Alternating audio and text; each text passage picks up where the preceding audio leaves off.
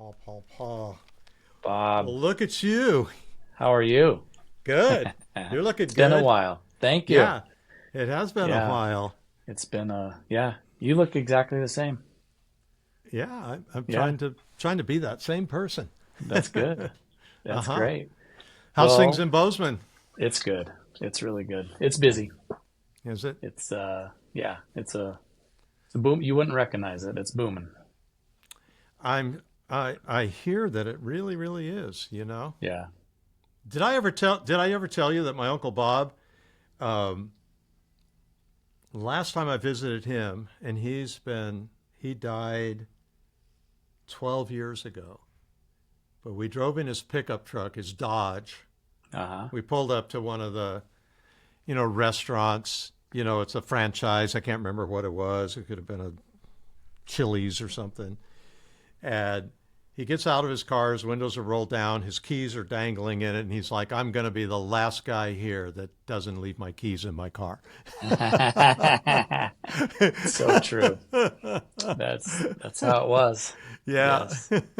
We were laughing the other day because it wasn't that long ago you could still drink and drive in Montana. Not You couldn't be impaired, but Right. if you wanted to have a beer on your way home from work, that was also illegal.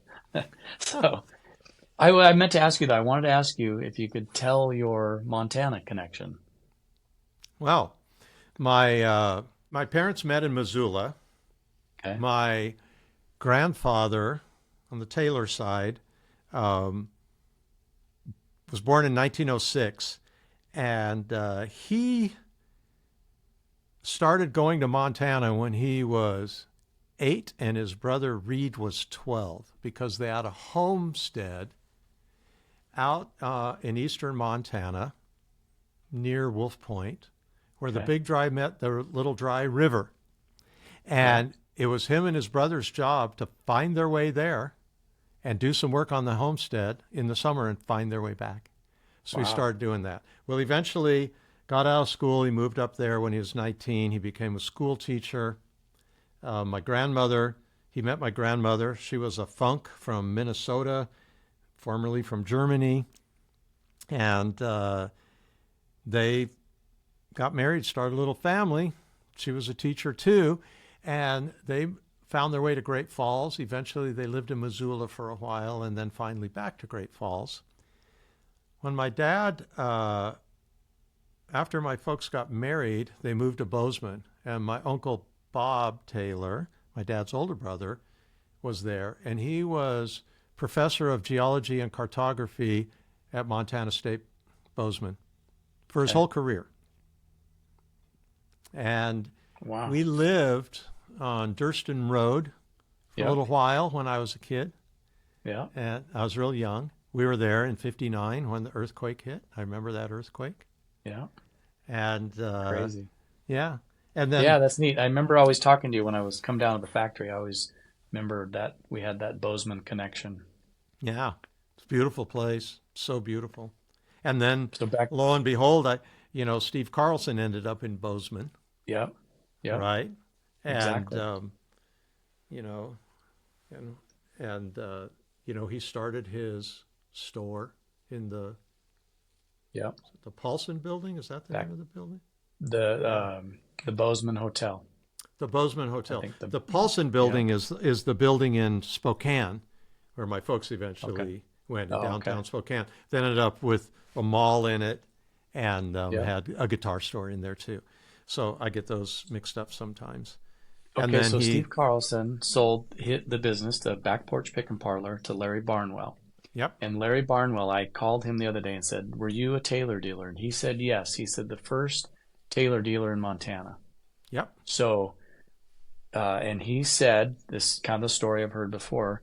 Kurt would go around in his car yep, and he packed guitars around and sold guitars, and that's when you guys were started. And I think this was probably early '80s.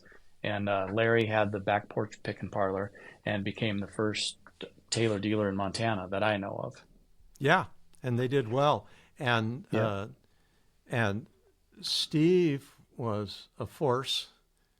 He was a guy. I remember Yep. One of my first encounters with Steve was he called me on the phone. He said, Bob, I want to build a mandolin. How do I build a mandolin? This is quintessential Steve, you know. Yep. And he goes, I need to do sides. Okay, well, what I would do is I would make a bender like this, and I'd put it in a mold like that, and I'd just Yeah. describe it on the phone. Day later, he called, okay, I did that step. It's all done. Yeah. What should I do Exactly. next? And like one thing at a time, he would ask me these Yeah. questions. Then he'd come back. I did that. You know, he's a doer. Yeah. And Quite a quite a quite a guy. Has done a lot. And for people that maybe that don't know, I mean, CNC machining, inlay work. He's builds mandolins and violins, and quite a a guy in our industry. yeah, he built that Gibson factory, Yep. Yep. And the that first started in building like there. '89. Yeah. Yeah, and Yep. he built that building and he outfitted the whole thing. And then his Yeah. time with Gibson was over right about at that point in time. You know, I Yeah. don't think he got to enjoy the factory, but he did get Yeah. it built. Yeah. He learned a lot about building mandolins. He did a really good job. Um, he did that Lloyd Loar version. Yeah. There Right. was a Yep. hundred mandolins that he made for Gibson when he was with Gibson, Yeah. and he called me and he said, "Could you make me a case that's like that 1920s case that they originally came in?" And I'm like, "I'll do it for you." And so we made that case, and it's a really cool case. Yeah. That is cool. And Well, he was the first guy let's to do inlays on CNC. So, right. yeah. Yeah. So, anyways, A that's a little lot of Bozeman cool. history. There's a lot of cool builders here and a lot of neat things going on. And so you guys, so it's like 1974. You guys are starting. You're building guitars, and I guess first I'd like to say congratulations because I mean 50 years. That's a big one, and it's exciting to see the new lineup. So for folks that don't know, there's 5 new models. You guys are re-releasing kind of what you're calling the legacy models, which I remember very well a lot of these too, because when I came back and took over the store, it was in the '96 or so, and so I can remember seeing all these guitars, and it was a big time for Taylor, for us too at the time when we were a dealer. We were a dealer probably in the early or maybe mid '90s, early '90s. We became a dealer here in Bozeman, Hmm. and then I remember all these models, and so the 800s. First of all, I just want to say them so people know the 810E. Hmm. And then you've got the 815, which is the jumbo body, and then the 855, which is the 12 string. Yeah. So those Yeah. 3 are in the 800 series. And then we're going to talk about the 2 that I really remember a lot too, the grand auditoriums. Yeah, look at that. So there's the classic 855. bridge. Yep, Yeah. The 855. mustache. And what a cool guitar. And how many, you know, you think back and like there's the Leo Kottke times and all these people who came in and were playing your guitars, and what a great time. That was a really cool era. It really was. And in the early days, so the 810 is really is our very first model. I made Yep. one for myself Yep. in the way that I wanted to make. I was going to try on my wings because I'd been making American Dream guitars and my high school guitars. I still was, 20 years old or something like that. I guess Uh-huh. that guitar's, I don't have a date on that guitar, but I think it's 49 years old or Yeah. 48 and a half or something like that. Um, and I just wanted to make a guitar. It looks like that one right behind you. I Yep. still have that guitar. It's got holes in it. It's went through every pickup iteration when Larry Fishman and Lloyd Baggs were trying to figure it out, and Barkus Yeah. Berry and Bill Bartolini was making a preamp for us, and all this kind of stuff. But it's the guitar that I played. Thin neck, low action, nice tone. And then we came immediately with the 815 and the 855. But I'm going to say that the 855 is the guitar that carried us. That 12 string is what kept us in business for the Yeah. first couple of years. That's neat. That's interesting. I love that because I remember that time too, and it was like there was just not a better 12 string out there, and the people were drawn to your 12 strings very much. I mean, it was such a you own that market. I think it was a wonderful time. I'll tell you a So funny that story. I recently I was in Chicago, so I called Dean Zelensky from Dean Yep. Guitars. I You know, know, he's Dean. all grown up, and I'm like, we got to get together, man. I mean, it's just been too long. His booth was always ended up across from us, and he had the Dean girls. He's selling guitars Yeah. like there's no tomorrow, and people who would walk by our booth, they're just not stopping to buy a guitar. They're going straight to his place. They'd walk Right. by, Yeah. and I'd hear them say, Taylor Guitars, they make great 12 strings. Have you played their 12 strings? I'm like, oh, buy one. I have one here. I'd love to sell you one. Yep. But That's those funny. guitars were the first 20 years. That's interesting. This And guitar then was the next 20 years. exactly, I was going to say that's a game changer there. So these are also the two legacy. You've got the 714 CE or 714 CE and the 514 514 CE. CE. Yeah. So you got a mahogany cedar and then you have a rosewood cedar. Yeah. And that that is huge. That, I think the cutaway market, the pickup and the cutaway, that was a big time. That How? defined our company. It was our first guitar shape that really, by the time we made that grand auditorium, that 514 CE, is that what that is behind you? Yep, it Okay. is. I've got right. Uh, Yep, right there. yep. 514. Um, that guitar was the first guitar that I thought, okay, our style is, we know what our style is. We Yeah, weren't borrowing style from somebody else. exactly. And I remember a guy that opaque. worked here had the 514 no cutaway Yeah, that was the or a first 20th 714. He had a anniversary. 714. Yeah. Okay. Yep. So the 20th anniversary was a, a grand auditorium, no cutaway.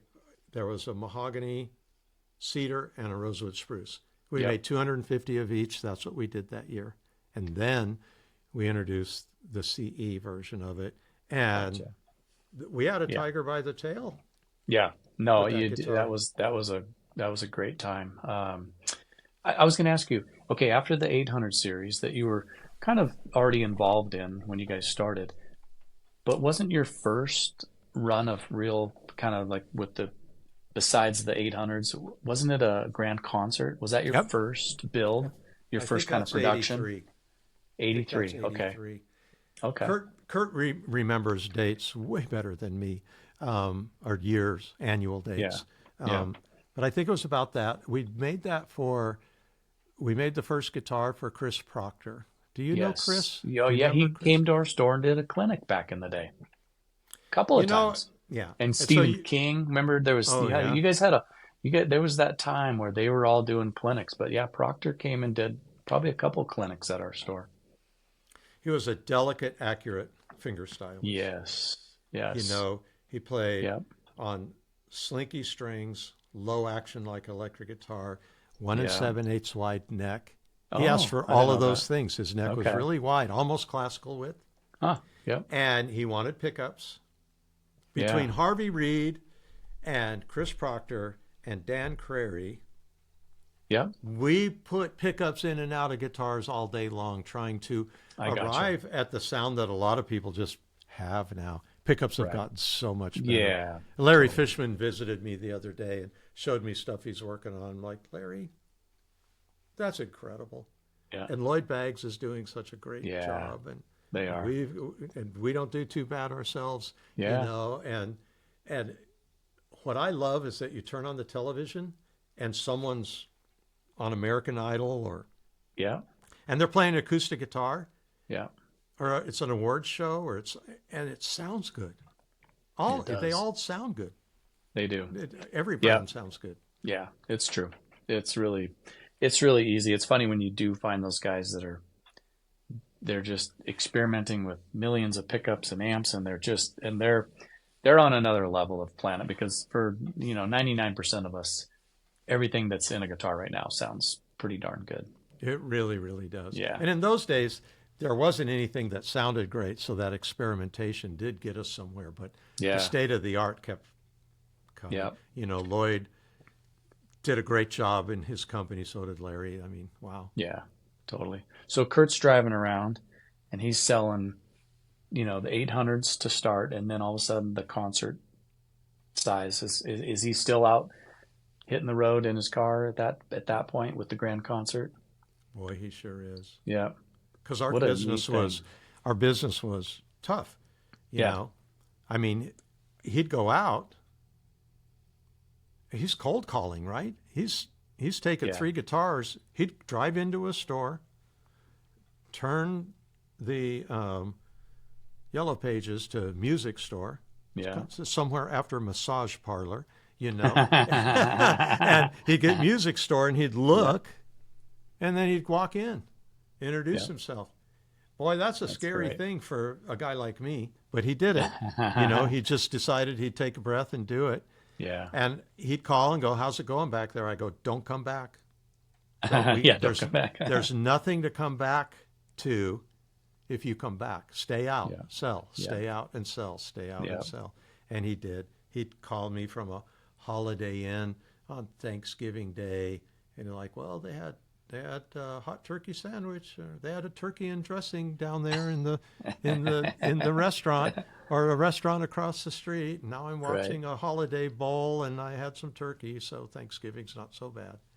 That's that's an incredible story, and Yeah. it's just neat to think about those models. Like I said, these are they're just it's one of those things you're going to look back on and go, wow, those were the models. And I look at that in all the brands, even in our store today. It's like what sells is always the classics, the stuff that when it first came out in the 50s and all that in the electric guitars. It's always the classics, and everyone's always building all this other stuff. And because I know we need new stuff and we need innovations, but I love seeing the classics come back. So are you going to are you going to redo the legacy line? Are you going to add like the grand concert? Are you going to add more models? Are you going to keep them in the line for a while, or is this just going to be a limited run? It's not a limited run, and I don't know the answer to the other questions, Okay.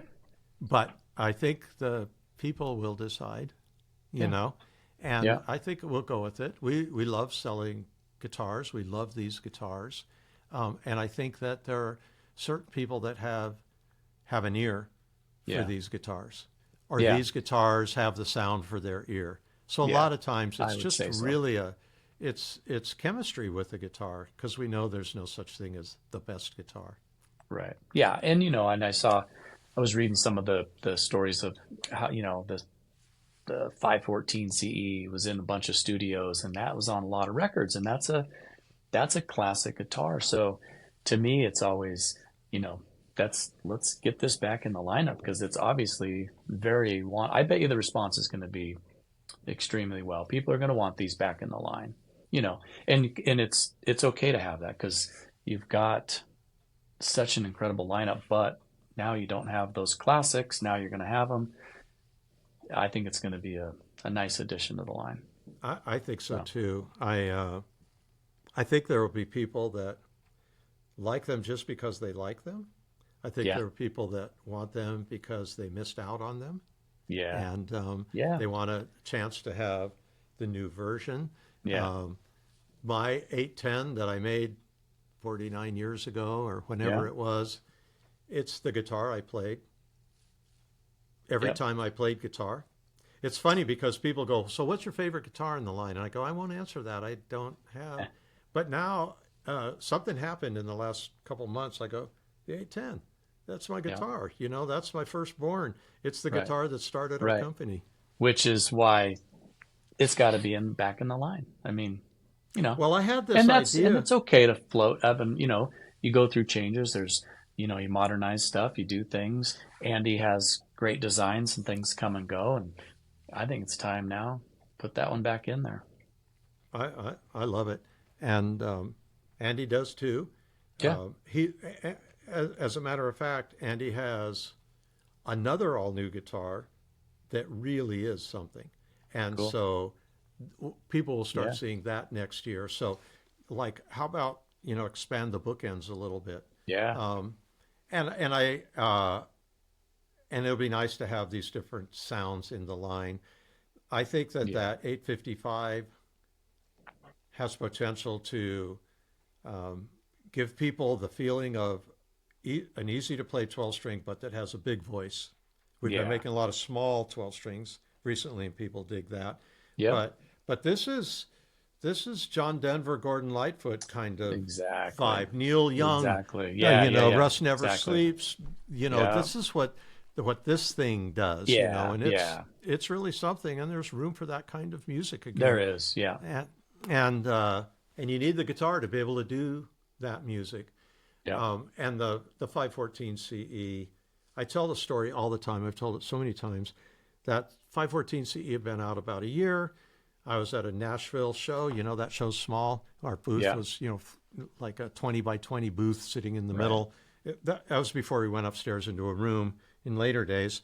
But there was just this guy sitting on a stool strumming this guitar. And I walked up and he looks at me. He's like, "Oh, you're Bob Taylor." I go, "Yeah." He goes, "I love this guitar. I got to tell you, I love this guitar. I got one." And I go, "Really?" He goes, "Yeah." "You want me to tell you why I like it?" I go, "I'd love to know." And he's just strumming the whole time he's playing. He never quits strumming. He goes, Uh, "Well, I'm a studio musician here, and I do this 8 hours a day." And he goes, "This guitar does this better than any guitar I've ever owned." You know. nice. Yeah. And then he went on to talk about how the engineers like it because it's easy. Yeah. One thing that Taylor did, and especially and still to this day, maybe even more so with Andy's V class studio Yeah. engineers Right. love it. They don't even have to. The microphone can be almost anywhere, and it. Right. We had an accident once when we were recording one, and the engineer is like, "What's on? Where's that guitar? I got the mic in front of the guitar off. Like, how's this coming through? I need to get Right. it turned off.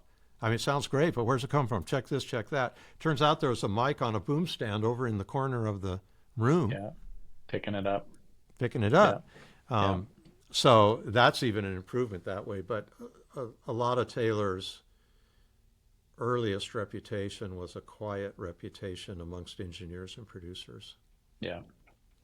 That's really neat. And Yeah. the 815 is going to be a neat one too. The You got the 815 or the 855, the 12 string, but that same jumbo body in a 6 string, and that's a classic too. Yeah, this one is a good guitar. I mean, Yeah, and I I love it. think it was Bjorn in ABBA. Okay. Okay, let's go way back. Midnight Special Yeah. was the program that came on Saturday nights at midnight. Yeah. Wolfman Jack Uh, was the radio announcer. You hear him in the movie American Graffiti. yeah. Love that show. Okay, yeah, and he'd have these guests on, and this is like 1 a.m. I'm watching this, and ABBA comes on, and Bjorn is playing an 815. And this is when I would call Kurt and wake him up out of a dead Right. sleep. Yeah. You got to turn on Midnight Special. ABBA's playing an 815. It Nice. was hilarious. Those That's were really cool. fun times for us. But to see that guitar actually succeed and bringing back the mustache bridge for the look and everything, Yeah. it's fun. That's cool. Did you guys ever think, I mean, in those days, I mean, you're even when the 514 and they're, those are starting to take off, the 714 in the, what is that, 84? Are you, even at that point, things are just kicking. People are buying your guitars. Do you ever think that it would be what it was today at that point?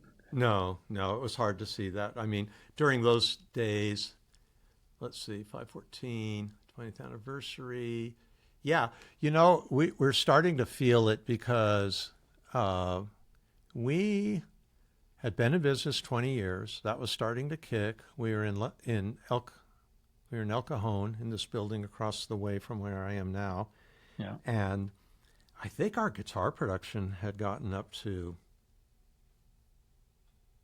30 guitars a day or something. So we Right. were we were flying Yeah. high. Nobody was making 30 guitars a day unless you were Martin, Right. you know. Isn't that, And in it's so those weird to days, think about Gibson that. and Gill didn't even make guitars.